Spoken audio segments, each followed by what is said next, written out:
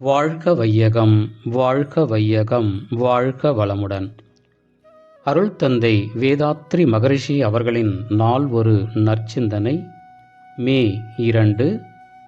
தலைப்பு: கவலை ஏன்? பொருள், புகழ், செல்வாக்கு, புலனின்பம் என்பனவற்றில் பேராசை கொண்டு கற்பனையால் சில வரவுகளை எதிர்பார்ப்பார்கள், அல்லது பிறரிடமிருந்து கிடைக்க வேண்டும் என்று எதிர்பார்ப்பார்கள்.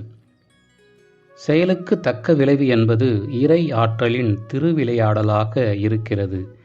இந்த உண்மை அறியாமல் செயலின்றி கற்பனையால் ஒரு விளைவை எதிர்பார்ப்பதும், கடமைக்கும் உறவுக்கும் பொருந்தாமல் பிறரிடமிருந்து ஒன்றை எதிர்பார்ப்பதோ, அல்லது ஆசையின் பெருக்கத்தால் அளவுக்கதிகமாக எதிர்பார்ப்பதோ வெற்றியடைவதில்லை. இது இயற்கை நியதி. சிந்தனையின்றி இயற்கையின் நியதிப்படி அமைந்த விளைவுகளை ஏற்றுக்கொள்ளாமல் எதிர்பார்த்த ஆசையும் அப்படியே வைத்துக்கொண்டு ஏமாற்றத்தையும் ஒப்புக்கொள்ளாமல் ஏற்படும் மனப்பிணக்குதான் கவலை. இங்கு கடமைகளை ஒட்டி, செயல்களையொட்டி திட்டமிட்ட விளைவுகளை எதிர்பார்ப்பது தவறாகாது. இது கடமையை சார்ந்ததாகும். கற்பனை எதிர்பார்ப்பும் நீதியான தோல்வியும் பற்றியே இங்கு சிந்திக்கிறோம். தோல்விதான் இயற்கை நீதி என்று ஒப்புக்கொண்டால் தனது தவறு என்ற கற்பனை எதிர்பார்ப்பு கலைந்து போகும்.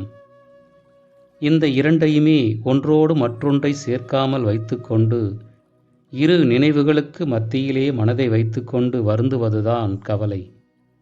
எனவே ஒருவர் படும் கவலையும் உள் ஒன்றிருக்க புறமொன்று நினைக்கும் பொருந்தா மனநிலையே. இந்நிலையும் அறிவின் வளர்ச்சியை தடுக்கும். அறிவின் வளர்ச்சியுடைய உயிர்தான் ஆக்க வாழ்வு பெற முடியும். அறிவின் மதிப்பு குறையாமல் உயிர் போனாலும் சரி, அதை ஏற்றுக்கொள்வோம். அறிவு கெட்டு உயிர் நீடித்து பயனில்லை என்பது அறிஞர் கண்ட தெளிவு. அருள் தந்தை அவர்கள். வாழ்க வளமுடன்.